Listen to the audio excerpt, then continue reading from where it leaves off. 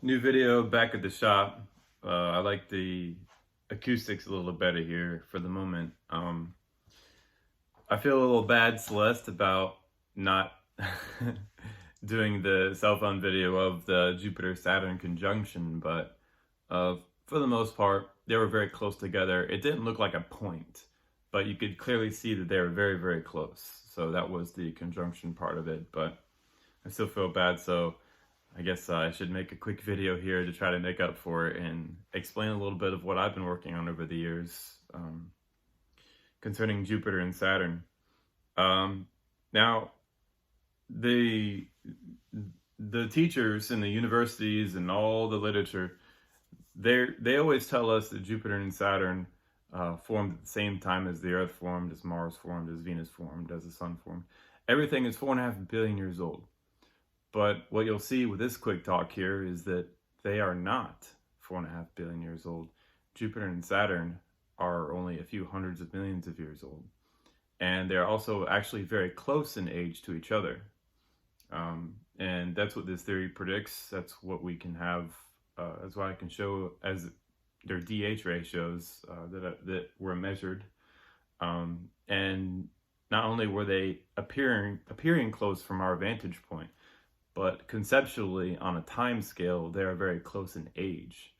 And that's very important to understand because the astronomers, they sort of force all the objects in the solar system to be the same age. Regardless, they don't have radiometric dating samples of Jupiter or Saturn or Neptune or Uranus or any gas type object or any of the vast majority of the moons in the entire solar system haven't been radiometrically dated. They just sort of force everything to be the same age, regardless if the evidence points directly differently in a very, very, very different direction. The DH ratios point us in the direction of all the objects being different ages. And as you'll see here, I'll just go ahead and explain it. This paper right here, using DH ratios of Saturn and Jupiter to determine their ages. I'll link this to the bottom. Now, a DH ratio is just deuterium and hydrogen. Now, hydrogen is a element that has one proton and one electron, conceptually. And deuterium has a neutron, a proton, and one electron, conceptually. And you have the electron is what determines the chemical properties of the deuterium as well. The electron determines its chemical properties. So chemically, these are very, very, very, very similar. For the most part, these are the same element. But they're also different because you have the neutron in addition to the proton, and a neutron is electrically neutral, so it doesn't really do much, and it hangs out in the center of the atom. But that neutron being there makes deuterium twice as heavy for the most part as the hydrogen. So these interact the same way in nature for the most part, but the deuterium is heavier. And being that you have something heavier and being chemically similar, what you have is, as the star evolves, that deuterium can do different things than the hydrogen can. Think of a centrifuge. When you put things in a centrifuge, like a fluid, and you spin it really fast, that fluid will differentiate based off of how heavy the material is and where the lighter material goes. And that's how they separate a lot of blood from plasma and platelets and all that stuff. They put it in centrifuges and you can separate it out that way. But as stars evolve, they do the same thing. That deuterium, the heavy deuterium, stays inside the star as it loses the lighter hydrogen. So when the star is really young, bright, and hot, the lighter hydrogen can escape through the solar wind, the solar flaring, and whatnot. And the heavier deuterium stays behind. So what happens is you have a ratio that decreases as the star evolves. So, for instance, you have the sun, which has a DH ratio of 1 out of like 10 million. And over time, that DH ratio falls down. So Earth's DH ratio is 1 deuterium for every 6,250 hydrogens. And the sun is 1 deuterium over like 10 million hydrogens. It has a lot more lighter hydrogen in there than the Earth. But over time, as the sun loses its lighter hydrogen, deuterium collects and collects and collects and increases. That's why you have different deuterium hydrogen ratios with all the objects in the solar system. And that being said, because we know the sun's DH ratio and we know the Earth's DH ratio, we can find a linear relationship with the measured DH ratios that we find of Saturn and Jupiter. And I actually placed Saturn and Jupiter on this graph about right here.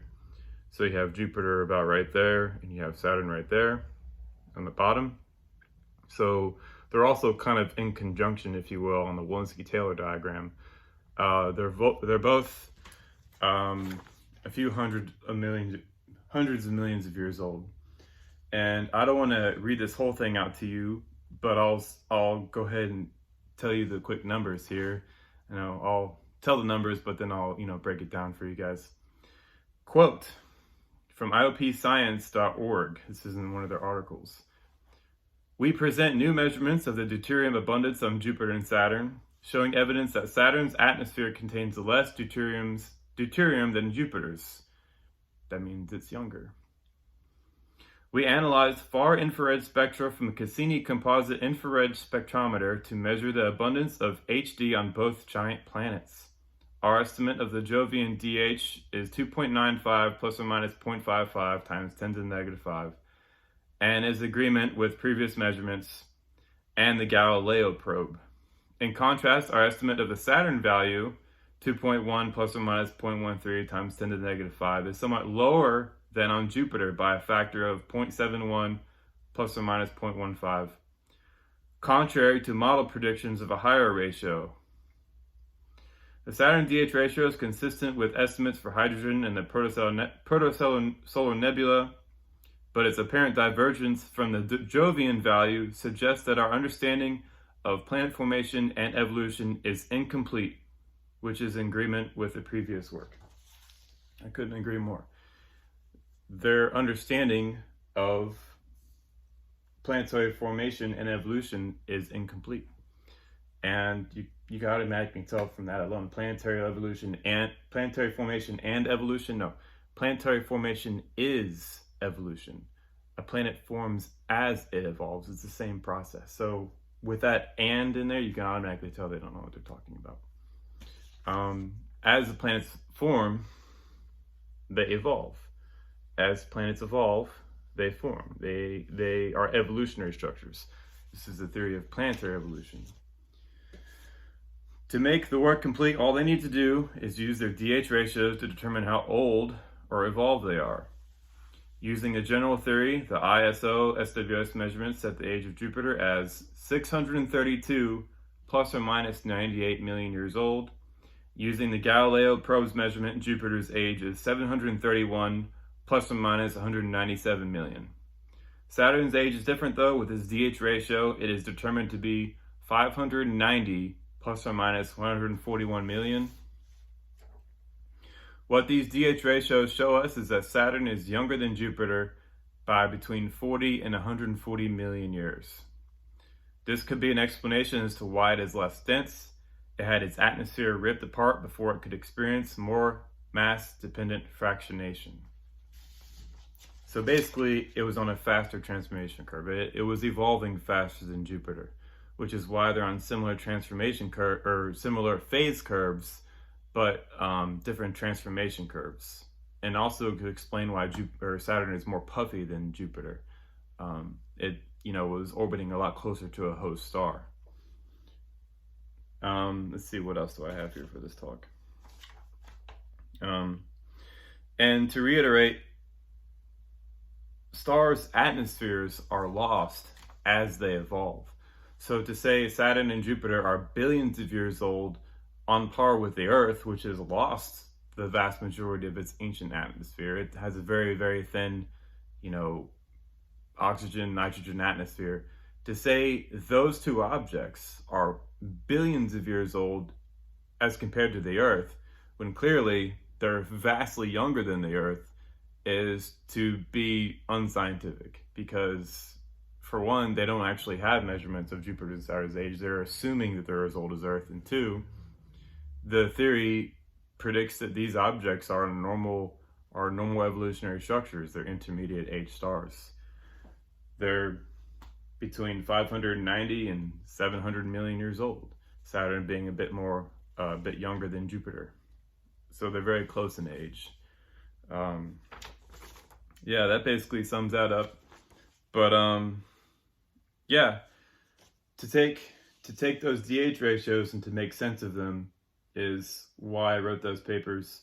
But also, it just sort of gives us a little bit of a background of how rich of a history we actually have here.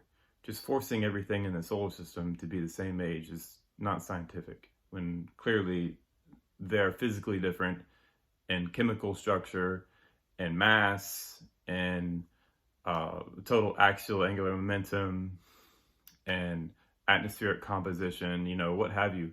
They're all different. And the reason why they're all different is because they're all evolutionary different. They're all evolutionary structures. And hopefully that sort of makes its rounds over the next couple of years. But all right, guys, take it easy.